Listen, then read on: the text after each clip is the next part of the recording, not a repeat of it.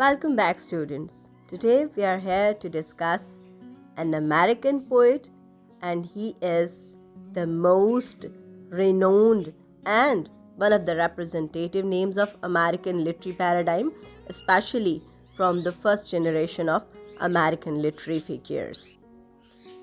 Yes, we are going to discuss Walt Whitman as a poet. So let's come to the contents. Here is the list of the contents we are going to discuss, we are going to cover in today's discussion. First of all, there will be a brief introduction. Then we will discuss Whitman as a poet, Whitman as a prophetic poet or a seer, or a democratic poet, and then the major themes and major aspects of Walt Whitman's poetry. So let's start our discussion. Walt Whitman was the poet of the first generation of American poets. He was an American poet, essayist, journalist, and humanist. As far as the question of this very term, humanist, is concerned, I'll have a separate discussion, a very brief discussion on this phenomenon of humanism and the one who claims to be a humanist. Well, he is a humanist. He can be considered as one of the successors of Homer, Virgil, and Dante in his poetic approach and intellect. Whitman, he is known as America's world poet. Why? Because the paradigms of poetry introduced or designed or established by Walt Whitman are so elevated and so sublime and so authentic that none of the poets in the contemporary American literary paradigm can ever proclaim oneself as a poet without following those footsteps of this very poet, Walt Whitman. So that's why he's also known as America's world poet. And secondly, he's one of those nationalist poets who have just introduced America as a nation, as a country, as a state. And he just discussed the American concerns and the concerns of common man, common American nation, and the problems American nations were facing on that time. That's why he is also known as America's world poet. The major claim of his poetry is the celebration of America as a nation and then democracy.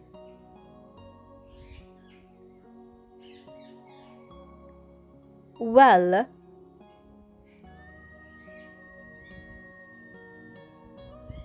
okay. When we just talk about the biographical side of Whitman, he was born on Long Island and grew up in Brooklyn. He received a very limited education. Why? Because he belonged to a middle class family, and he had to just he had to just work for his family, work for earning for his family in a very early age. That's why he received a very limited education. And on the other hand, if we just go through the time period, the background of Whitman, the time Whitman was writing on, it was the time of civil war in America, and being the part of a middle class family, he had to suffer the consequences of that uh, war, that civil war that was going on in America at that time. And that's why the reflection of the problems of common men can be easily found in the poetry of Walt Whitman. He was a painter, teacher, and editor by profession. He was inspired of Ralph Waldo Emerson, and his volume of poetry, Leaves of Grass, was a result of this appreciation for Emerson. Okay, what sort of poet was Whitman? Means, Whitman as a poet. Whitman's poetry is an account of America's struggle with civil war to maintain a stable democratic regime. Whitman is also a nationalist poet of America. He is often known as prophetic seer poet. Why? Because the things he discussed in his poetry, like there was a child who went forth every day in that very poem. He discussed the developmental stages of a child's personality, and the very poem also can be considered a biographical and autobiographical sketch of Whitman.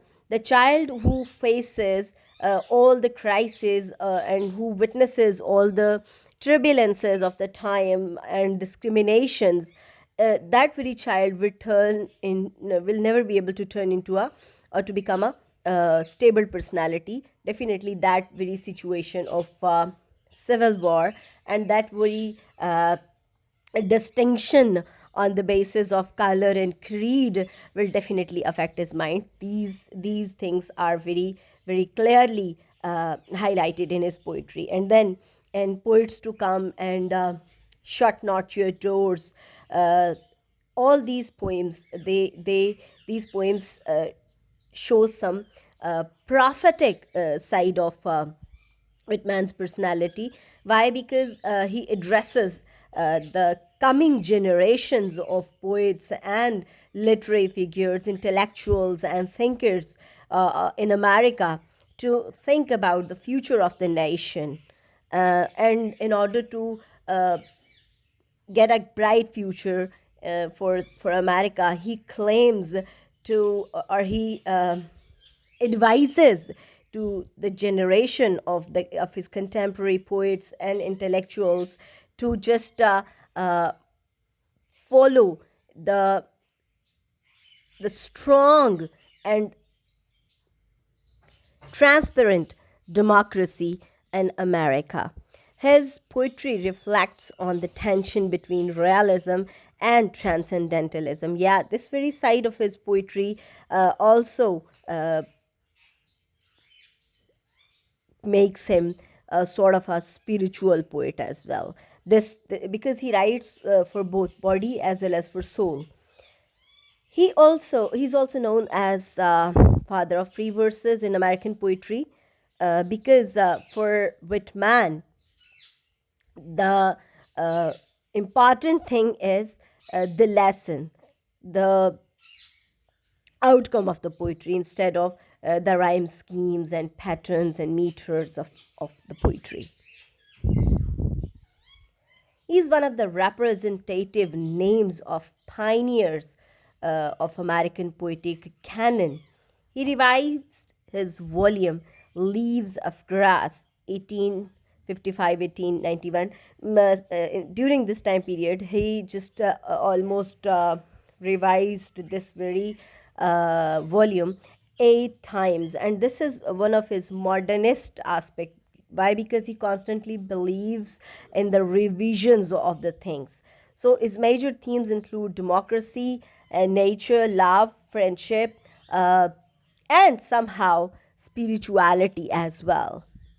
He sings the chants of body as well as of soul. And then another very important side of Whitman as a poet is that we can find the traces of modernism in his poetry, because on one hand he is prophesizing for the future. This can be one of that characteristic, but the other thing is that he focuses on individualism. The major claim of of his poetry is democracy, but not democracy for the nation, but also the provision of democracy or democratic values to the individual as well. So that's why this very aspect of individuality or focus on individualism makes him a modernist poet. This shows a modernist aspect in his poetry. He celebrates the worth of individual in his poetry. He's one of the significant poets like Emily Dickinson who have influenced the later generations of American poets. Ezra Pound, William Carlos, William C.K. Williams, and Simon Otis have adopted many traits of their predecessors, including Walt Whitman. Whitman was an ardent follower of humanism, and this very term humanism, as we all know, it means that man is the center of the universe, so everything revolves around the human beings. I'll just share another video on this very domain, humanism. This is one of the branches of rational philosophy. But man's poetry is for the whole America. Means that you would never be able to find any sort of distinctions on the basis of color, creed, and civilization or communal values in his poetry for different American nations, including Afro Americans, Native Americans, Euro Americans. He writes for everyone, anyone who claims to be an American or anyone who is the resident of democratic state of America. He writes for everyone, and this is evident in his poetry and in his poems like To a Stranger and Poets to Come. And then from these poems, we can also find the image of a seer in Walt Whitman or in Whitman's poetry. His poetry addresses the whole America and in all the generations of poets and intellectuals to come. Well, the next thing is Whitman as a seer, or Whitman as a prophetic poet, or Whitman as a democratic poet.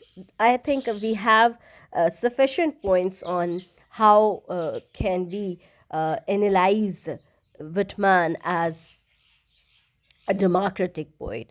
Now come to the point, Whitman as a seer. It is believed by the circle of critics and intellectuals that Whitman is the prophetic poet of America, and particularly prophet of democracy, American democracy. Whatever he predicted in terms of the Civil War and disturbed American nation was proved in the later times of World War One. Why? Because in World War One, America was afraid of the battle, was reluctant to fight. And that was the thing that was predicted by Whitman, that if the democracy would not be delivered properly, then there would be no one to fight for America. So, although the democracy was established with the efforts of Abraham Lincoln, and Whitman celebrated him as well in his poetry, but in the First World War, we can find the very proofs of whatever Whitman predicted years ago in terms of American future, or in terms of the future of America as a state and as a nation. In his poems, Poet to Come, Shut Not Your Doors to Me, and There Was a Child, he addresses the readers in terms of his prophetic, or in terms of his prophecies for the future. Well, here is the list of his major themes: democracy, individualism,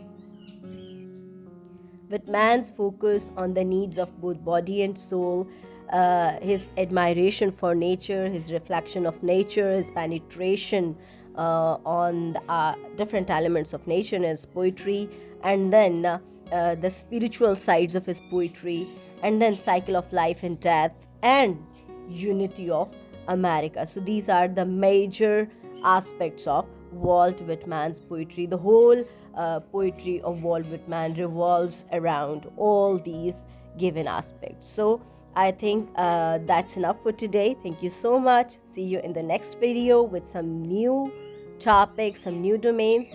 Allah Hafiz.